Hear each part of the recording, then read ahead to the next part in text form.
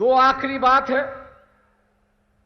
मुझे पता नहीं इस हैदराबाद का और बाबा साहब का क्या संबंध था, वो मुझे जानकारी नहीं है। लेकिन कॉन्स्टिट्यूएंट असेंबली के डिबेट्स में जब पढ़ रहा था और भारत के सिक्योरिटी का सवाल जब आया, तब उन्होंने कहा कि भारत को एक और कैपिटल होने की जरूरत है, एक और कैपिटल होने की जरूरत है। और जब उनसे पूछा गया कि दूसरा कैपिटल कहां होना चाहिए, तब उन्होंने हैदराबाद सिटी का नाम लेके कहा कि सेकंड कैपिटल जो है वह हैदराबाद में होना चाहिए। क्योंकि पाकिस्तान के बॉर्डर से दिल्ली जो है वो 300 किलोमीटर, चाइना की बॉर्डर से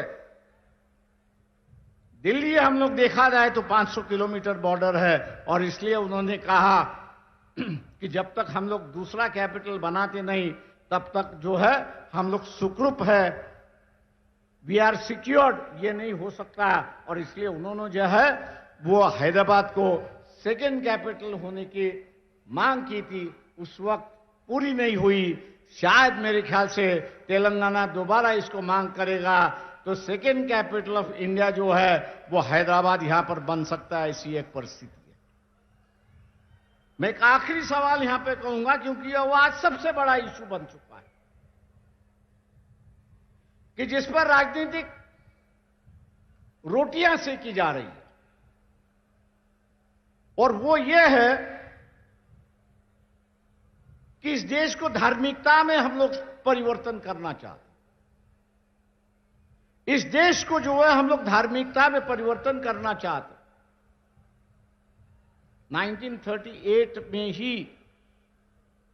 बाबा साहब ने किताब लिखी थी जिसका नाम था थॉट्स ऑन पाकिस्तान,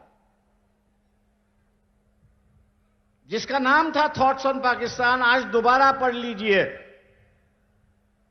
उस वक्त की जो राजनीति चल रही थी वो यही थी कि हिंदुओं की जो शेंडी होती है, चोट होती है, वो मुसलमानों के हाथ में थी, और मुसलमानों की दाढ़ी जो थी वो हिंदू के हाथ में थी।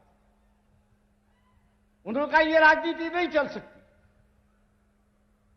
उन्होंने कहा यह राजनीति नहीं चल सकती, दोनों अलग अलग है। और इसलिए उस वक्त उन्होंने बंटवारे की बात कही और कहा कि जो मुस्लिम इलाका है उसको एक नया नेशन होना चाहिए, और यहां जो हिंदू है उनके लिए अलग देश होना चाहिए, और भारत उसका वो देश होना चाहिए। ये 1938 में ही बाबा साहब ने उसको शुरुआत की। बंटवारा भी उसी तरह से हुआ।